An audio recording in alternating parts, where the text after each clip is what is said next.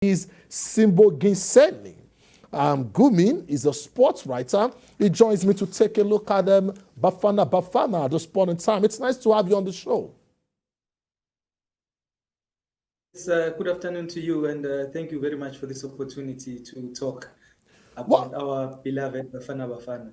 Interesting. Well, let's take a look at Bafana at this point. Hugo Bruce seems to be ready. 50-man provisional squad for the biggest soccer fiesta on the continent. What do you make of this statement, so to say, coming out with a provisional squad? Yeah, it's just to give us an idea of where he's going with the team and who he wants to take to to Ivory Coast, because he knows he has pressure. We are expecting a lot from him.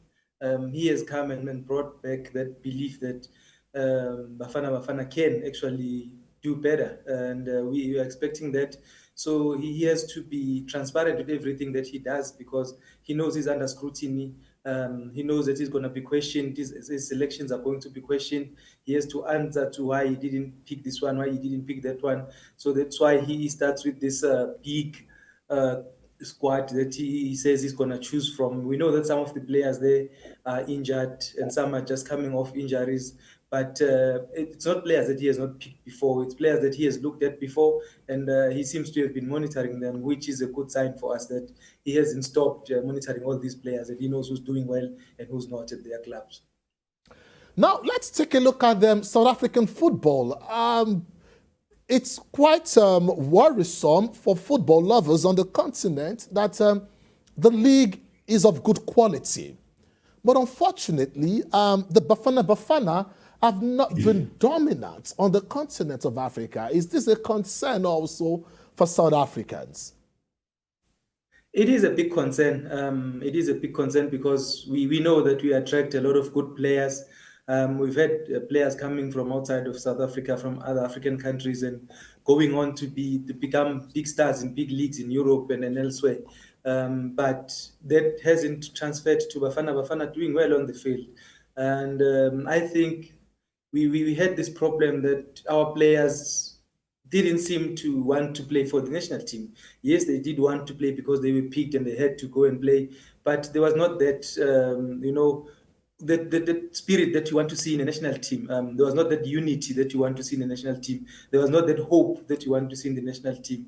But since Hugo Bruce came on, it's changed. He's changed that. You can see the players want to be there.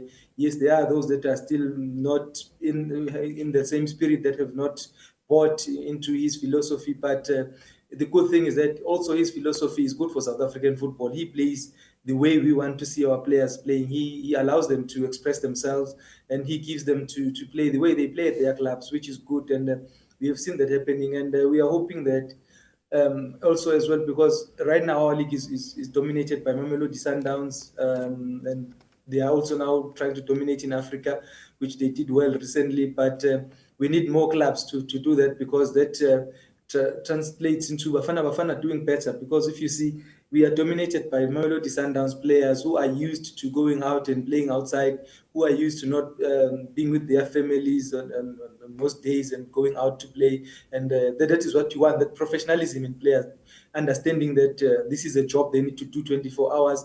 They need to sacrifice and go outside of the country for lengthy periods. And that is what is now coming in since Hugo Bruce came on, and since Mamelodi Sundowns also started doing so well on the African continent. Now, let's take a look at South Africa's chances in Cote d'Ivoire. Are you confident that the 1996 Nations Cup winners, or AFCON champions, can indeed win the trophy in Cote d'Ivoire? Yeah, we are riding on that. We are the dark horses of this race. Nobody really expects much from us. We are just a team who are just trying to rebuild themselves, who are trying to get their confidence back, and we are doing that. And we also don't have a hard group, where we have Mali, we have Tunisia, who are, I think they are our main competitors. We also have Namibia. Yes, Namibia have some good players, but we know them, we understand them. I don't think they'll give us a problem there. We just need to do well against Mali and Tunisia, and then we'll be through to the group, through to the knockout stages. And once you are in the knockout stages, anything can happen. You just need to win 3 games, and you are in the final. So we can do it. There is that belief that Bafana can do it. It's a quiet belief for now because it's still a few days away, but we know that once it gets here, we know we have that feeling as South Africans. We give it our all. We just recently did it with the rugby team, and they went on and made us proud. So there's still that belief, that happiness from the rugby team doing well. It's transferring to Bafana now, and they have to go and represent us as well. We know that realistically, we cannot expect them to win it, but if they get to the group, to the knockout stages, quarterfinals, and proceed, that would be great for us. We would appreciate that. That's what we want them to do. We want them to do well and show that they are growing, so that we are confident that they can also qualify for the World Cup, because we haven't even qualified for AFCON for the past 2 years. So we needed this. We needed this as a country, as a footballing country. And yeah, we have belief that Bafana will make us proud. Sibongiseni Gumbi, a sports writer. Many thanks for joining us all the way from South Africa on the program Sports Desk. Thank you very much, and we'll meet you guys in the